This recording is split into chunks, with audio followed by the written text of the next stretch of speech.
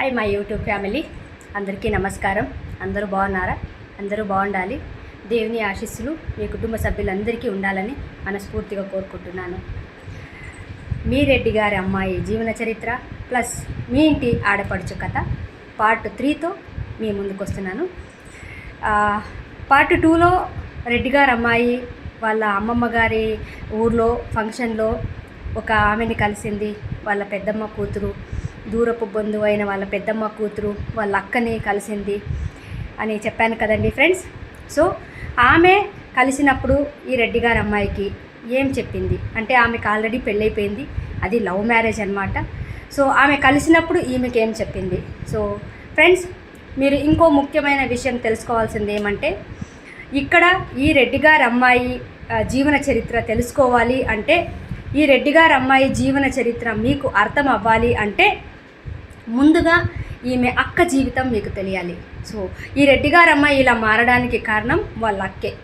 ఈమె ఏం సహాయం చేసింది, ఈమె జీవితంలో ఏం కొన్ని మలుపులు తిరిగాయి, ఈమె జీవితంలో ఎవరికి ఏం సహాయం చేసింది, ఎవరికి ఏమి ఇచ్చింది, ఈమె జీవితం ఎలా హఠాత్తుగా కొన్ని మలుపులు తిరిగి మారిపోయింది.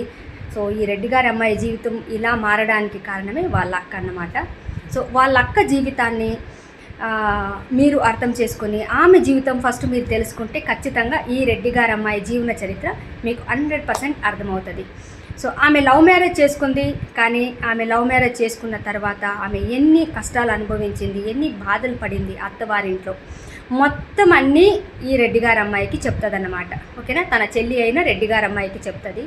ఎందుకంటే ఆమె లవ్ మ్యారేజ్ చేసుకుంది, కానీ ఇంటర్ క్యాస్ట్ మ్యారేజ్ చేసుకుందన్నమాట. సో ఇంటర్ క్యాస్ట్ అంటే ఇది రెడ్డిస్ అమ్మాయి. సో ఆమె ఎస్సీ క్యాస్ట్ వాళ్ళని పెళ్లి చేసుకుంది. సో అలా ఎస్సీ క్యాస్ట్ని పెళ్లి చేసుకున్న తర్వాత ఆమె నిజంగా సుఖంగా ఉందా, ఎన్ని కష్టాలు అనుభవించింది, వాళ్ళ అత్తవారింట్లో ఎన్ని నరకాలు అనుభవించింది.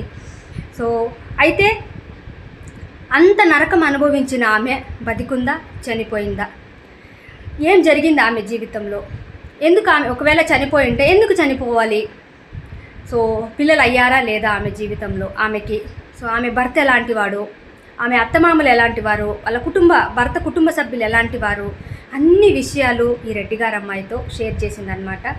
సో ఏం షేర్ చేసింది, ఏం ప్రాబ్లం వచ్చింది ఆమెకి, సో ఇవన్నీ నేను మళ్ళీ మీకు నెక్స్ట్ పార్ట్లో మీకు ఇన్ఫామ్ చేస్తాను, తెలియజేస్తాను. తప్పకుండా మీ రెడ్డి గారి అమ్మాయిని ఇలాగే ఆదరించమని, మీ ఇంటి ఆడపడుచు కథని ఇలాగే స్వీకరించమని మనస్ఫూర్తిగా కోరుకుంటున్నాను.